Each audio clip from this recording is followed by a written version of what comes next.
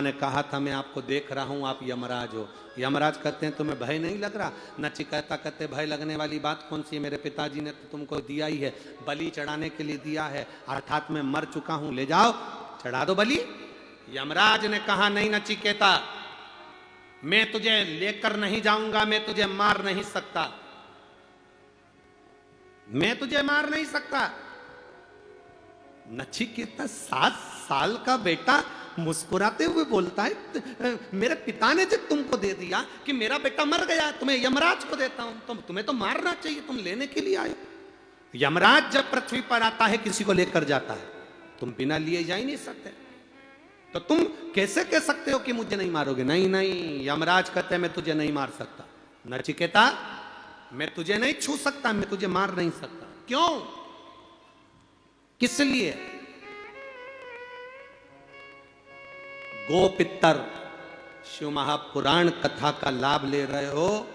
जितने लोग आस्था चैनल पर कथा सुन रहे हैं, जितने फेसबुक यूट्यूब पर कथा सुन रहे हो, जितने इस मोबाइलों पर कथा सुन रहे हो और जितने इस ग्राउंड के अंदर बैठकर कथा सुन रहे हो, बड़े ध्यान से सुनना कि अपने पूर्वजों के मोक्ष के लिए गोपितर शिव महापुराण की कथा श्राद्ध पक्ष में श्रवण कर रहे हो।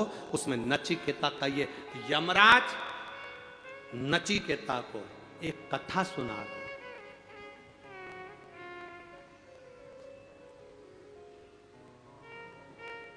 बाबा की कृपा से प्रदोष के दिन आपको ये कथा का लाभ मिले, इससे बढ़कर और क्या चाहिए? इससे बढ़कर सुख क्या चाहिए?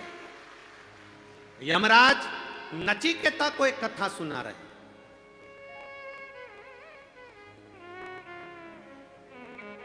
यम के मुख से पहली बार कथा निकल रही है।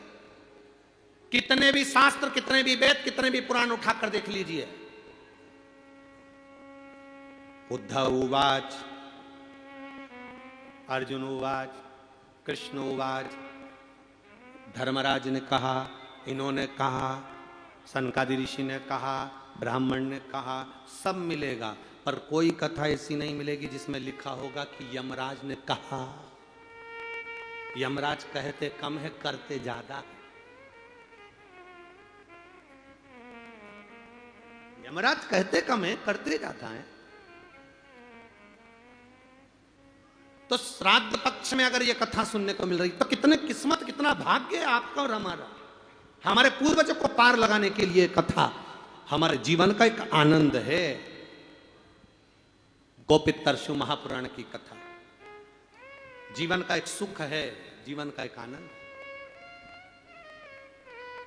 नचिकेता सुनो, मैं तुम्हें एक कहानी सुनाता हूं, एक कथा सुनाता हूं। नचिकेता यमराज को देख रहे हैं, यमराज नचिकेता को देख रहा है और दोनों के बीच में संवाद चालू हो जाता है।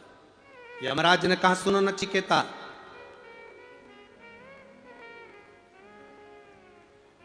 एक नगर में एक ब्राह्मण रहता था। ब्राह्मण के पास में बड़ी सुंदर 5 गायें थी, बड़ी सुंदर 5 गाय।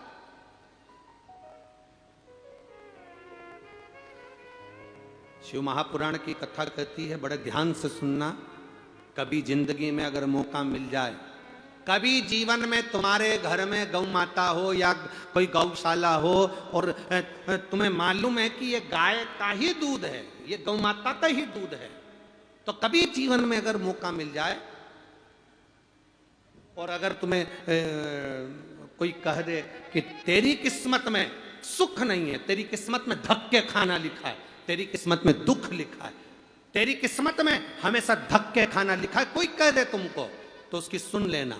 और आखिरी में केवल बेलपत्री का ये बीच वाले भाग पर गौ माता, अगर देसी गाय अगर कहीं हो, उसका अगर दूध सुबह का समय का मिल जाए, शाम का दूध नहीं, सुबह का यदि दूध मिल जाए, इस बेलपत्री के मध्य भाग में, आप लोग आस्था चैनल पर आप इस पत्ती, बीट की पत्ती के मध्य भाग में थोड़ा सा दूध लगाकर, नीचे के भाग में भी थोड़ा सा दूध लगाकर, दोनों पत्तियों में गाय का घी लगाकर भगवान शंकर के शिवलिंग पर कभी मौका मिल जाए जिंदगी में एक बार, किसी भी सोमवार की अष्टमी के दिन शिवलिंग पर अगर लगा दिया जाए, जिंदगी में दुख तुम्हारे आसपास भी नहीं भटक सकता। सुख की अनुभूति होगी,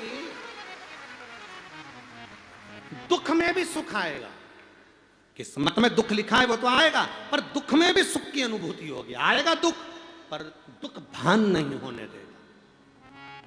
पांव में अगर ठोकर लगी है तो थोड़ी तो चोट लगेगी, पर जूता पहने हो तो ज्यादा लगेगी क्या? जम के तो बोलो रे, नहीं लगे, क्योंकि जूता पहन रखा है, तुमने पहले से सेफ्टी कर रखी है, तो चोट नहीं लगेगी। ठोकर लगी